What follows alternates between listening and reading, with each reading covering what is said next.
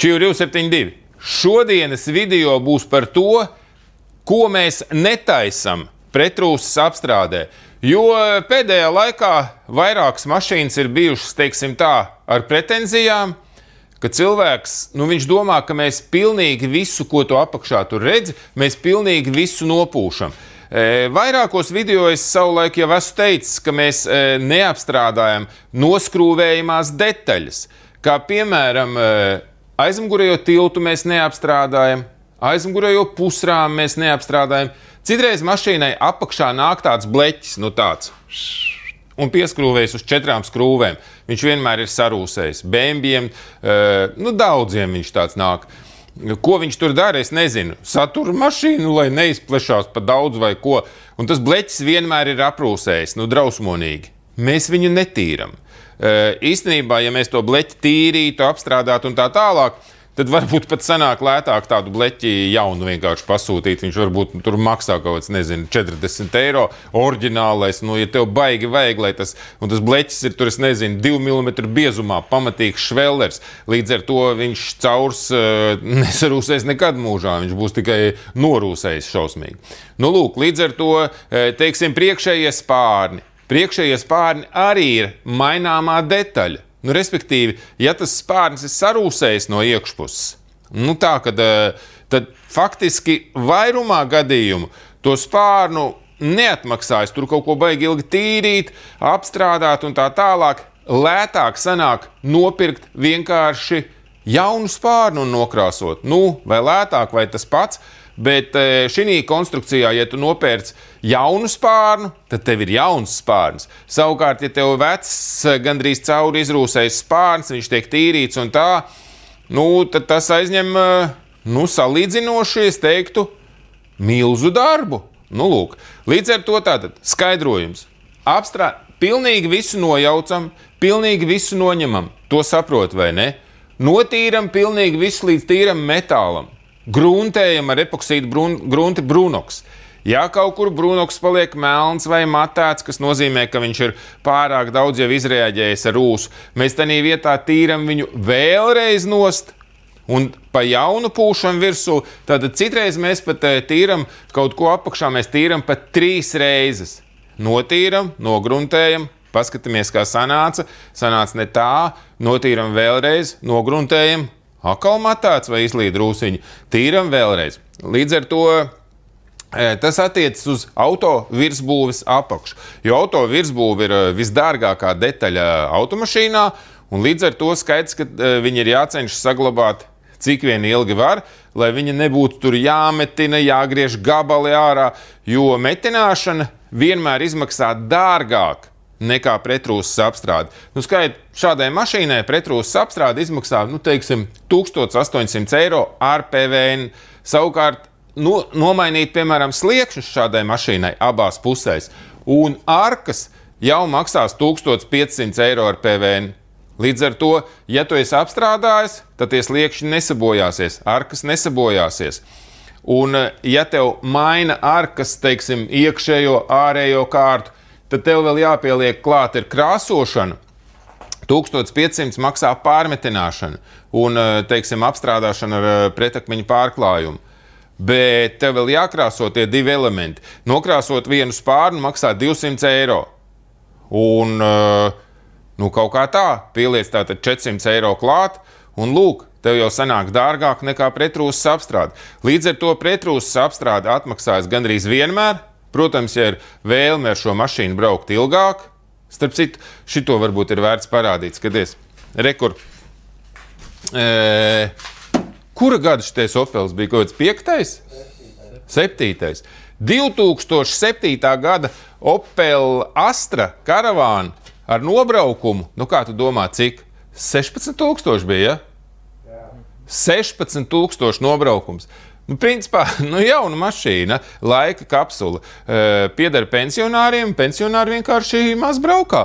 Un viss, un tagad jātājas pretrūs, lai nav vispār sarūsējusi, nav pa ziemām braukta, ir glabāta garāžā un sausā, kur nav bedres, kas bedres starp citu rūsina arī mašīnas no apakšas.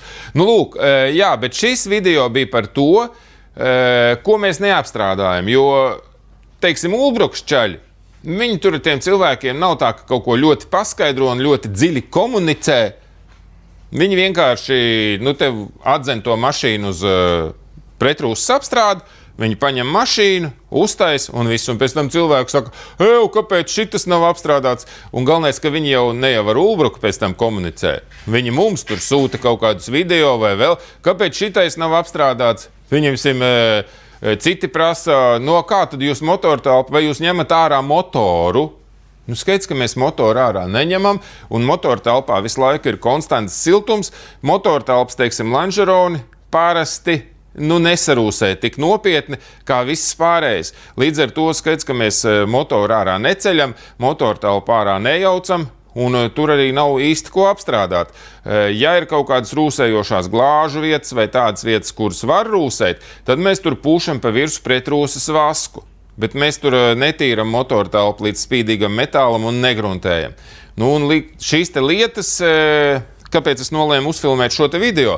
Es saku, tāpēc, ka Ulbrukas čaļi, viņi taisa visu pēc tehnoloģijas, tā kā vajag, bet katram cilvēkam jau ir tā, ka vajag to pastāstīt. Citādi tas cilvēks tās lietas vai nezina, vai neievēro, vai vēl kaut kā.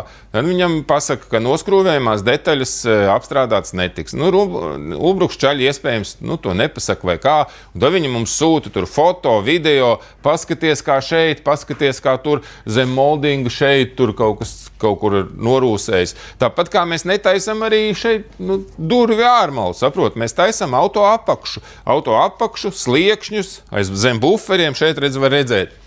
Tātad tik tālu mašīna ir izjaukta, noņemts tilts, bākas, visi izpūtēji, kardāni, buferi, bet, piemēram, durstak mēs te neko moldingus neņemsim. Šeit plastmas no sliekšņiem ir noņemti, un līdz ar to tiek sliekšņi notīrīti, apstrādāti, viss šeit paspārni noņemti, viss spārnam iekšpuse, tas viss tiek apstrādāts šeit līdz šejienei, bufera aizmugurējā, zem bufera tā daļa, bet, piemēram, šis te metāls, kas tur buferi vai gatavs, precīzāk sakot, triecienus uzņemt, šī ir noskrūvējumā detaļa. Un, ja viņš būs aprūsējis, viņš tāds arī paliks aprūsējis. Tā kaut kā. Ralf, tu gribēji vēl kaut ko pastāstīt? Tu jau nedzirdēji, ko es stāstīju. Es saku par to, ka Rumbulas čaļi, Ulbrukas čaļi, ka viņi varbūt nepastāsta cilvēkiem visu, un tad cilvēki grib, lai viņiem būtu arī tilti apstrādāti, pusrāmi, un kā tad tā, šitas tāds aprūsējis. Jā, pusrāmis neapstrādājam. Noskrūvējumās detaļas neapstrādājam. Priekšējo spārnu, lētāk uzlikt jaunu, ja viņš sarūsēs, vai ne? Parasti, ja viņš bez rūs, cik vajag tik uzpūš? Nē, skaidrs, kad uzpūš, bet es runāju par to, ja tas spārns ir sarūsējis no iekšpuses un tā tālāk, tad lētāk viņu ir uzlikt jaunu, vai ne? Nekā tur kaut ko. Maināmā detaļa, mēs uzlikt. Jā, maināmās detaļas mēs neapstrādājam. Lūk, es ļoti ceru, ka šis video kaut ko paskaidro un kaut kā bišķi noderēs, jo tas mašīnā, kas ir rūsējošs, to mēs uztaisam par nerūsējošu. Tas mašīnā, kas var sarūsēt, teiksim, 10 gadu laikā un maksā, piemēram, 200 eiro kā pusrāmis, ja? Viņu neatmaksājas. Tad, lai to pusrāmu normāli apstrādāt, viņš viss ir jāizjauc, tad viņš ir jānotīra, vai ne, Ralf? Tad viņam kaut kas jāpūš iekšā un tā tālāk. Tas nav to vērts. Tas pusrāms 200 eiro vērtībā, pēc 10 gadiem vienkārši nopērts tādu jaunu, pēc 10 gadiem varbūt Blitz jau ir uzražojis pa 120 eiro tādu, nopērts jaunu, uzliec jaunu, un tas pusrāms noskrūvējamies atkal iet 10 gadus bez nekādām bēdām. Savukārt, ja tev šeit izrūsēs caurums vai šeit, tad neko nomainīt nevarēs. Te būs jāgriež gabals ārā, jāmeten iekšā, iespējams jājauc salons vai kaut kas tāds, lai tur mašīna neaizdegās, ar visu no tā izrietošajiem sekām. Jāapstrādā no ārpuses, jāapstrādā no iekšpuses, liela ņemšanās. Lūk tāds pastāsts. Cerams, ka bija noderīgi, cerams, ka saprati un brauc uz pretrūsas apstrādi pie Ralfa. Mums, starp citu, ir arī lētā pretrūsas apstrāde, ja to kāds vēl nezina. Man jau liekas, ka visi zina, un Ulbrukā šodien, man liekas, 4 mašīnas būs uztaisītas. Viņš ir gatavs vēl kaut kas ir protams. Jā, pamatīgi cilvēkiem patīk lētā pretrūsas apstrāde, sākot no 550 eiro viņi maksā, bet pārsvarā es teiktu, ka vairumam mašīna sanāks 650 eiro, un busiem ir 750 eiro vai 800 atkarībā no izmēra. Un tur ir tā, ka mēs pūšam 2 slāņus. Atšķirība ir tā, ka mēs negruntējam un netīram līdz metālam. Līdz ar to, ja mašīna jau ir sarūsējusi, veca, pieņemsim kaut kāds tur, 13, 14 gads, kur visticamākais būs sarūsējis. Tad jau es teiktu, ka lēto īsti vairs mēs nemaz neņemam taisīt. Mēs jau sākumā to mašīnu apskatāmies, novērtējam. Ja viņai nav rūsas pazīme, tad mēs taisam šo lēto pretrūsas apstrādi, un tad viņa arī turās. Tur savus 6, 8 gadus viņa turās. Jā, tas nav tāda apstrāde kā citiem, kas tur uzpūš to eļļu. Tad tev katru gadu jābrauc pūst atkal tā eļļa. Beigās tev tā pats sarūsē tur zem tās eļļas. Nē, šis ir savādāk. Tur ir 2 slāņi, ir pretakmeņu pārklājums. Un tas, kas aizsargā pretakmeņu pārklājumu, tie nav tie paši materiāli, kas ir šeit. Tātad pilnīgi citi materiāli, cita tehnoloģija tāpat iepūšam visos slēgtajos dobumos, durvīs, spārnos, kapotos, lanžeronos, visur tiek iepūsts arī no iekšpuses. Tas nav tikai tā, ka uzpūš. Atšķirība no šīs mūsu dārgākās, kas ir kvalitatīvākā, ir 3 slāņu pretrūsas apstrāde. Atšķirība ir tā, ka netiek tīrīts, tātad līdz metālam viss, un netiek gruntēts. Līdz ar to nav gruntskārta. Tad ar gruntskārtu sanāk 3 slāņu apstrāde, un tā lētā sanāk 2 slāņu, bet tie nav tie paši slāņi, kas ir 3 slāņu apstrādē. Tur ir citi materiāli, kur ir piemēroti un ilgmūžīgi šādai apstrādē bez gruntskārtas. Tā kaut kā. Cerams, visu izstāstīju. Ralfs nenoklausījās, te viņš man pateikt vēl kaut ko priekšā, kas vēl jāpastāsta. Bet pagaidām viss. Lai labi ripo. Peace!